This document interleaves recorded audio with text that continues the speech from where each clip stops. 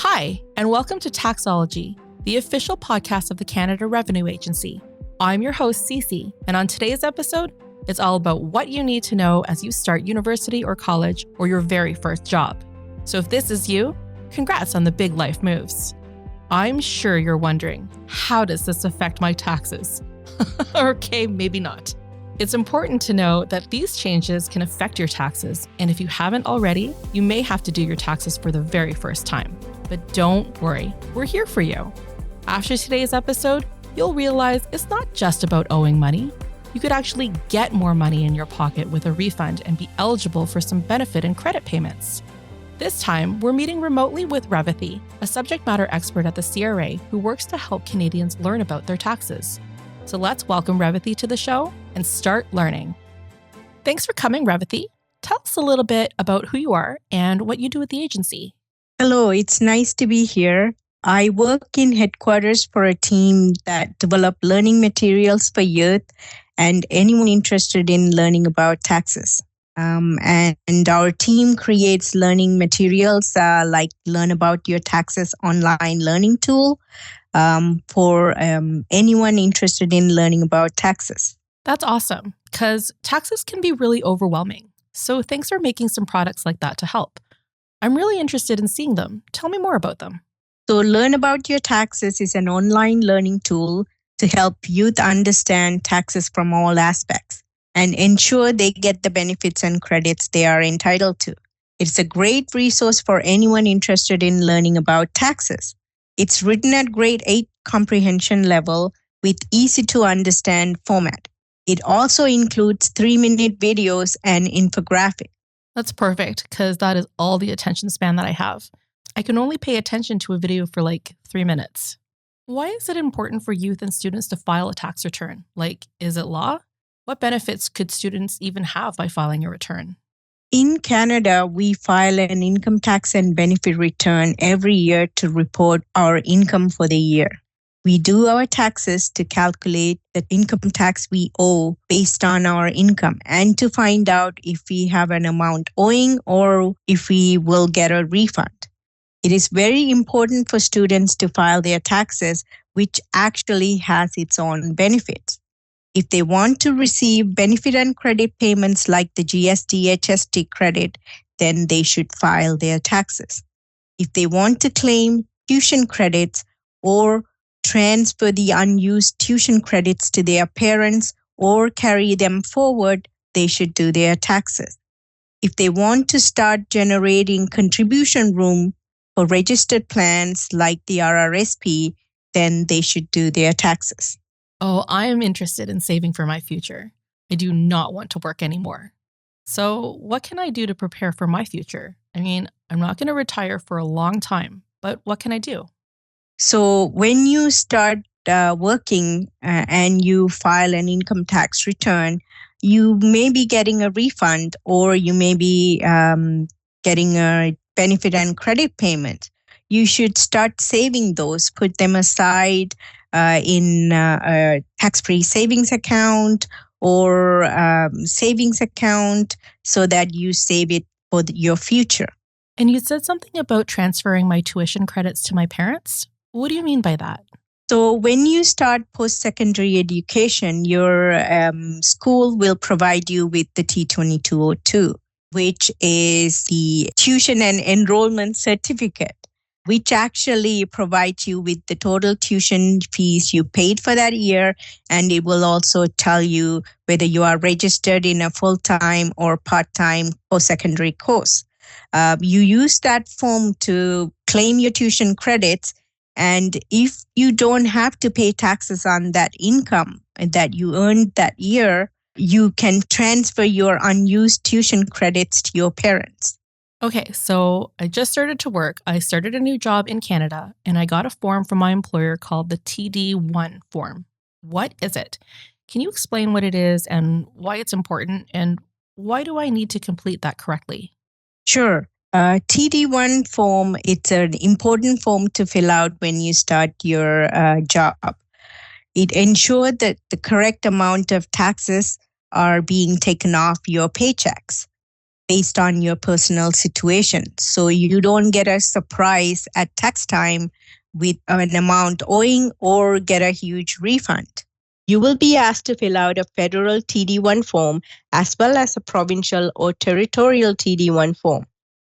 Your employer will use this form to calculate and take off the right amount of deductions.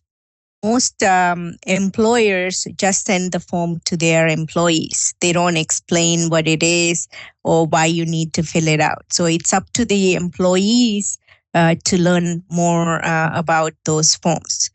If the form is not filled out properly, then you may have less amount of taxes being taken off from your paychecks or no taxes at all. This could happen when you work for more than one employer. So you make sure to fill out a TD1 form for each employer, and you should do it properly. If you want to learn more about how to fill out the TD1, you can check out the lesson When to Fill Out a TD1 Form on the Learn About Your Taxes online learning tool. It also has 2-minute videos that fully goes into the TD1, its importance, and the individual boxes you need to fill out based on your personal situation.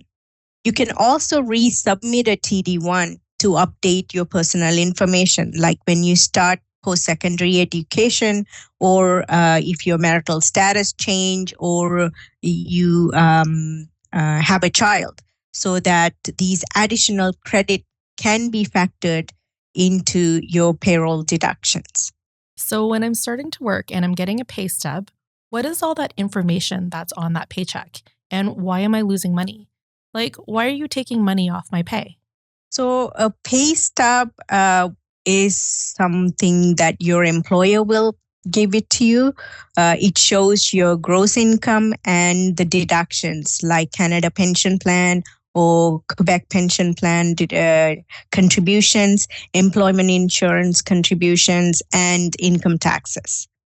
So that's a statement that will show you how much taxes and CPP and QPP and EI being taken off of each paycheck. What are CPP and QPP? So Canada Pension Plan or Quebec Pension Plan is an insurance plan that provides income for you in the future. Ooh, like when I retire. Yes.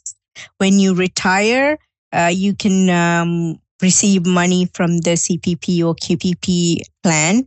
Or when you stop working due to disability, you can receive income from that plan as well.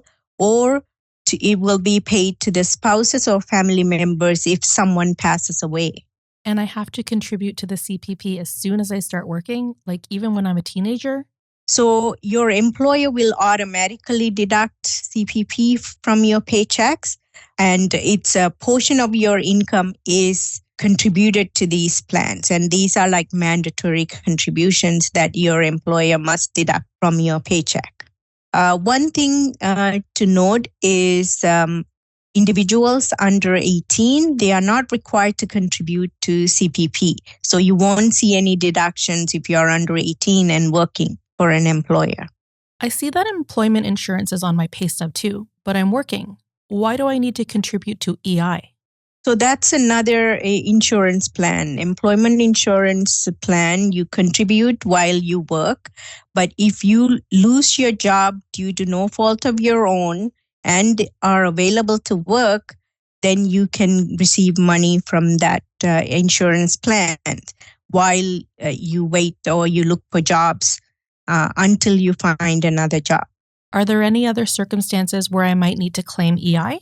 So EI, you can also receive EI when you give birth to a child. Oh. Or you adopt a child. Okay. Is there anything else I need to know about my pay stub? So any over contributions to income tax, CPP or QPP or EI, you can get it as a refund if you have overpaid those amounts, or it will reduce your income tax you have to pay. But ultimately, you have to file a tax return to receive these amounts back. It is important to look at your pay stub every time you get paid and verify the right amount of taxes are being deducted, especially if you know big discrepancy between pays. Make sure to reach out to your employer and let them know. If you believe there's too much taxes being deducted or less amount of taxes being deducted from your pay, you can always submit an updated TD1 form with your employer as well. So near tax time, our employer will give us maybe the most important slip for filing called the T4 slip. What is it and what do I do with it? So T4 slip is the most important slip that your employer will give to you. It's basically a statement that has your total income for that year and all the different deductions that the employer has taken off for that year. You use that slip and the information from that slip to do your taxes. You should always compare your last pay stub to the T4 slip. So the amount should always align with each other. If there's a big discrepancy, then you should get in touch with your employer. If you don't have the T4 slip, not to worry, you can still do your taxes using your last pay stub, which has your up-to-date income and deductions. And you should still do the tax returns by the due date, which is mostly April 30th of each year. And once you get the T4 afterwards, you can always submit an adjustment to update the amounts. Where can I find my T4? You can find your T4 on My Account. Your employer will also issue the T4 to you. If you have an online account with your employer, you will be able to download it from the online account. Everything's in My Account. It is. Everything is available in My Account. We talked a little bit before about tuition. If I'm starting post-secondary studies at a college or a trade school or a university, what other impacts are there to my taxes? So when you start post-secondary education, it is important to ensure you've given your social insurance number to your school. So it ensures that any tax slips they issue are properly linked to you by your social insurance number.